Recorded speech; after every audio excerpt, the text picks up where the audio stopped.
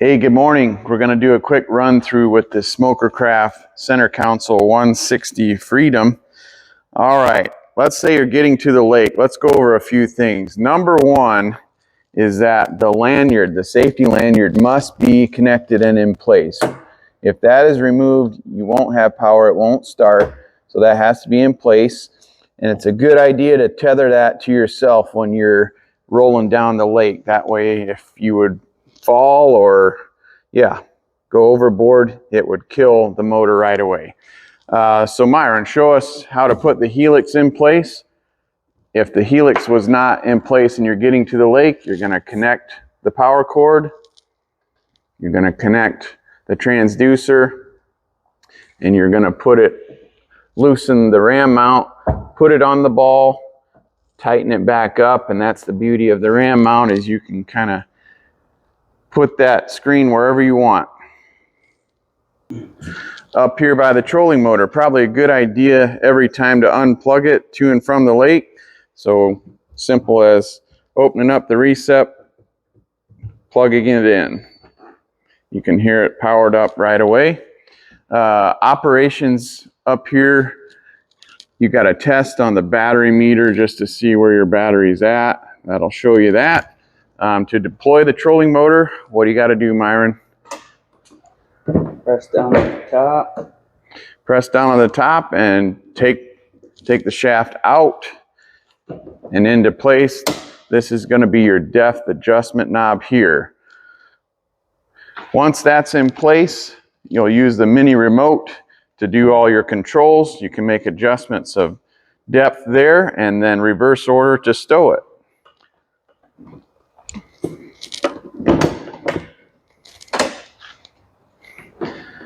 Orient the head, propeller out towards the port side, and then it's stowed. For future reference, here's your gas fill. 4-stroke engine, so you won't need to mix any oil. If ever you're having some sort of a power issue, the first thing to do is open up the battery compartment. This would be your outboard battery. There's a little breaker down here on the battery itself. If that trips, you'll see that little button come out, and you would need to press that button back in place. That would complete the circuit and you'd have power again. Getting to the lake, we've got the motor stowed on the factory transom saver. You've got a tilt trim button on the motor itself. You can go up, relieve that, and go back down, put the motor where you want it. You've got tilt trim here at the motor, and you've got tilt trim up here at the dash on the gear shifter. See on the other side here. Getting to your dash panel, you're going to need to turn on that first switch, the fuel, to actually get a reading on your fuel gauge. Then you've got your nav lights next. That's going to control your navigation lights. Next, you've got your bilge. Is this an auto bilge? So it's an auto bilge, plus you can engage it if you want by turning on the power. So 2 ways for that to operate. And then your final switch is your live well pump. Let's show them the live well next. Here is your live well. So you've got a stem straw that you will screw into this hole, and that allows you to fill the live well and recirculate it.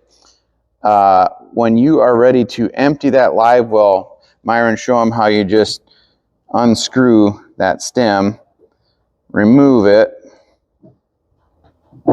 and that will then allow you to drain that live well.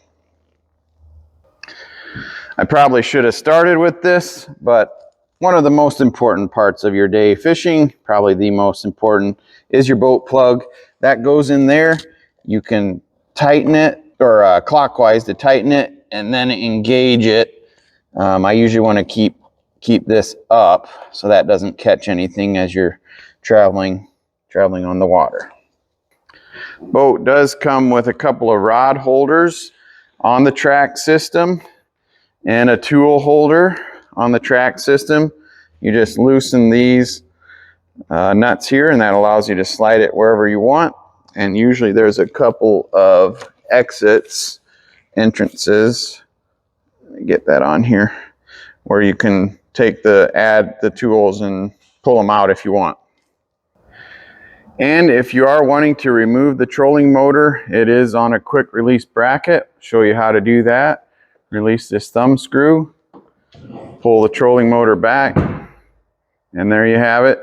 Obviously unplug the recep and you can put that wherever you need. And last but not least, you're ready to start the boat.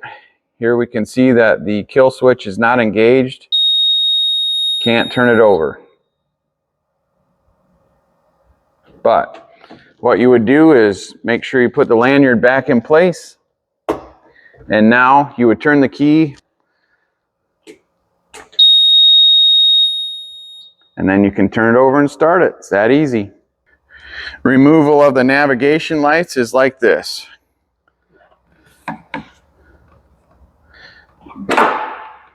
Pull it out. Close the recep. You can break down this rear light. Loosen it. It folds in half. And then mine will show you here where to store it. On this side. It's got a little catch that keeps that in place.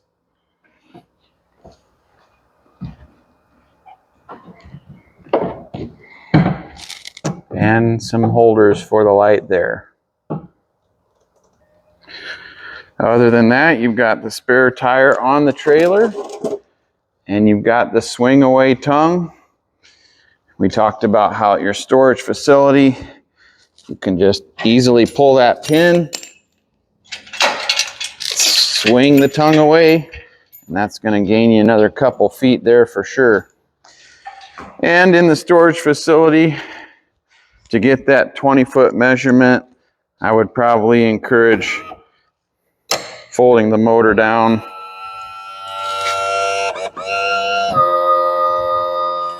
And that's going to gain you a bunch of room back by the transom area. We hope you enjoy this boat. It is a sweet ride. Thanks for getting it at Tackle Shack. Fish on.